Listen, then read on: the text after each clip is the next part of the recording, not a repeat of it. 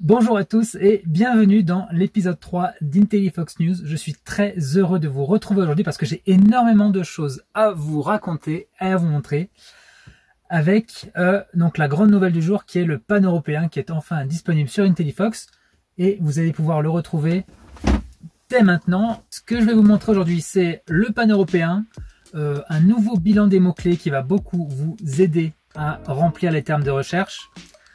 Des nouveautés sur le prix réduit, truc pour vous faciliter la vie, des nouveautés dans l'éditeur d'images, toujours des petites choses qui changent à gauche à droite, qui vous facilitent encore la vie, et vous pouvez maintenant accéder à vos factures directement dans IntelliFox. Allez, on va démarrer avec le pan-européen. Alors, déjà, pour l'activer pour l'instant, temporairement, il faut aller dans Paramètres. Ici à gauche, il y a un truc qui s'appelle Bêta.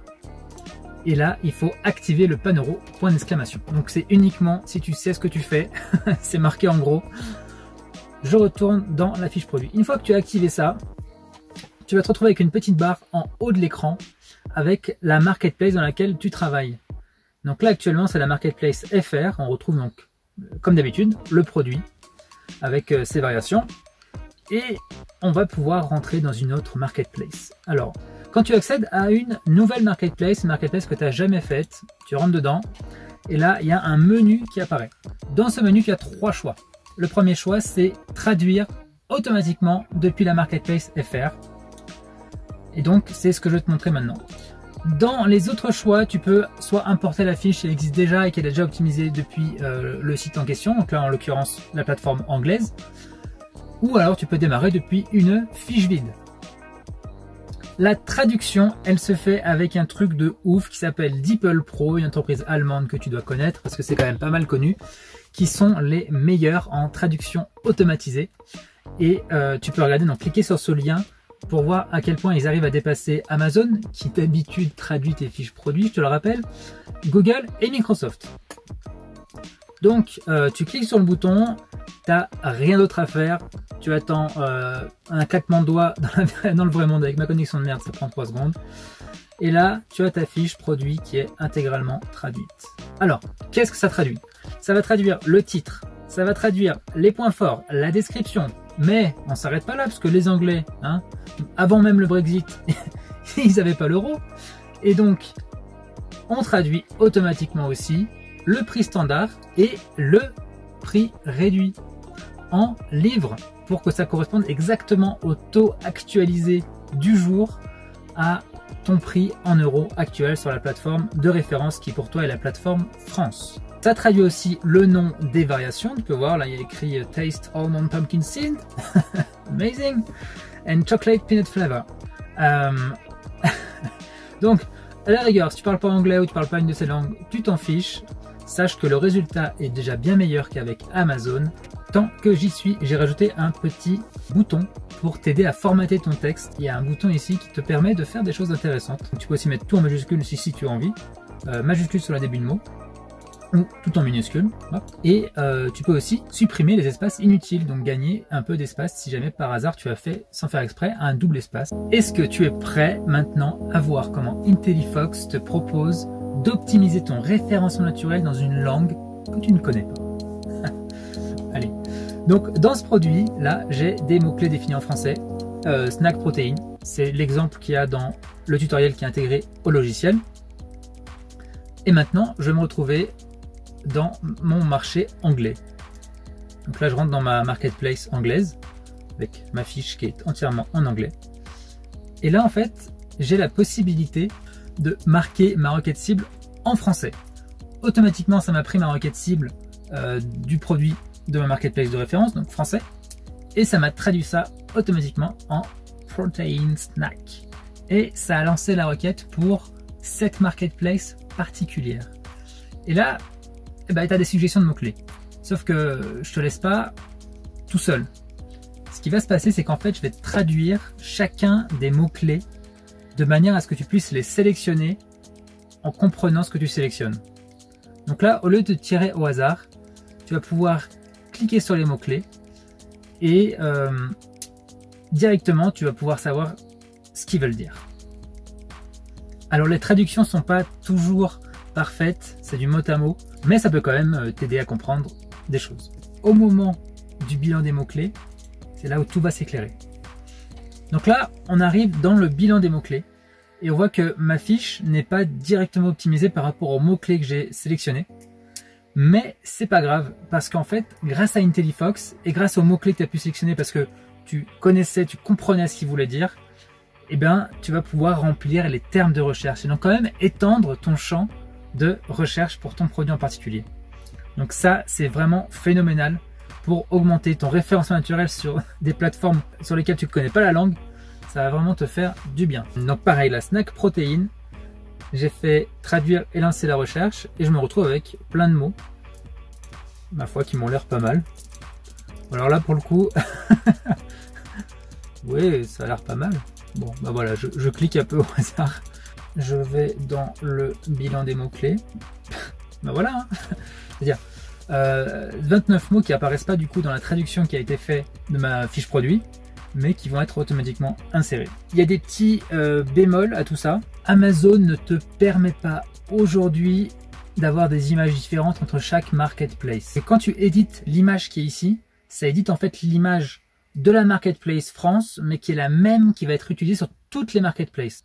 Je vais te montrer maintenant le deuxième point de cette IntelliFox News qui est le nouveau bilan des mots-clés. Et tu vas voir, c'est plutôt cool.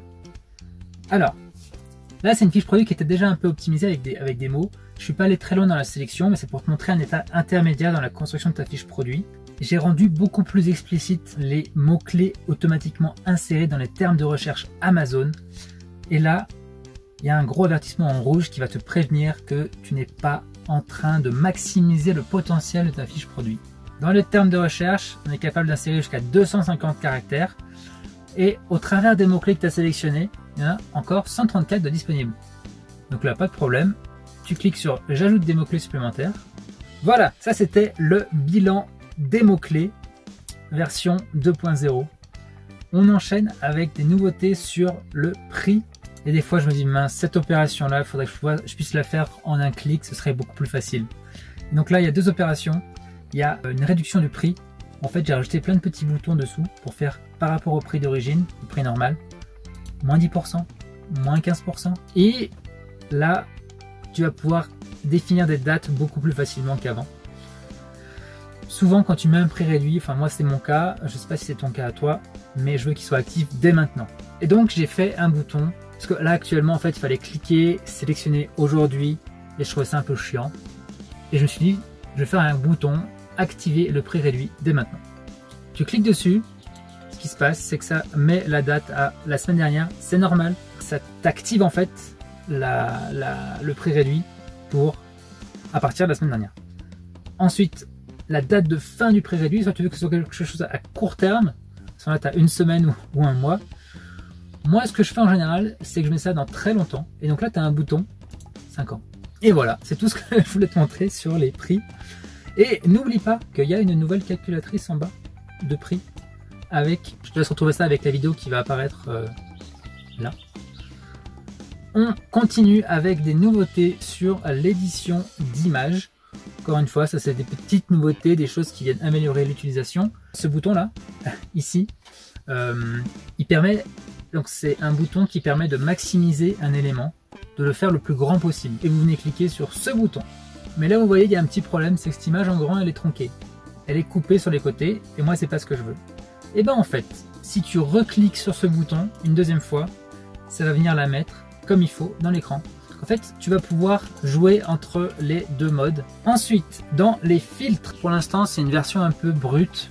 C'est pas très pratique à utiliser, mais ils sont là. Ce qui veut dire que tu peux faire des choses et tu peux améliorer pas mal de choses, mais c'est un peu complexe à prendre en main. Tu avais déjà vu le contraste, luminosité dans la vidéo précédente. Et là, j'ai ajouté d'autres éléments, comme la saturation, un côté sépia. Tu peux passer ça en niveau de gris. Changer les couleurs, attention, tu veux des chips vertes? Non, tu veux des chips bleus? Ouf, tu veux des chips roses? Tu peux aussi inverser les couleurs. Le flou est toujours là. Hop, tac. Allez, je la mets en grand comme ça. Et là, je vais te montrer comment la rendre arrondie. Grâce au filtre et ici l'option bord arrondi. Tu prends ça, tu l'emmènes tout à droite et là, tu vas pouvoir la voir arrondie. Ouh, c'est cool. Si jamais tu bouges comme ça sur le côté, ça va te faire un ovale. Ce que tu peux toujours faire, c'est rajouter une ombre portée. Et là, tu as une magnifique image ronde. Ouh, cool. Les petites choses qui font la différence. On est presque au bout de cette petite vidéo qui doit être très longue maintenant. Avec des nouveautés dans les paramètres d'IntelliFox ici. Et maintenant, il y a une nouvelle zone qui s'appelle facturation. Tu peux cliquer ici avec un accès direct à toutes tes factures depuis le début pour ta comptabilité. Et là, ça t'emmène sur la facture chez le prestataire de paiement. Et malheureusement, j'en suis désolé, tout ça est en anglais. Je ferai une vidéo plus tard pour expliquer comment faire pour avoir ça de manière facile en français. Sachant que c'est là-dedans où vous pouvez rajouter votre adresse et numéro de TVA si jamais vous avez oublié de le faire au moment de vous inscrire ou si jamais vous avez changé de structure depuis. Tout se passe par ici.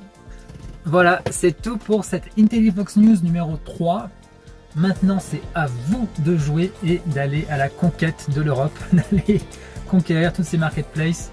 Faites-vous plaisir avec et n'hésitez pas à me faire des retours. Je suis très content d'avoir pu faire ça ce mois-ci. Et je vous dis à la prochaine. Salut!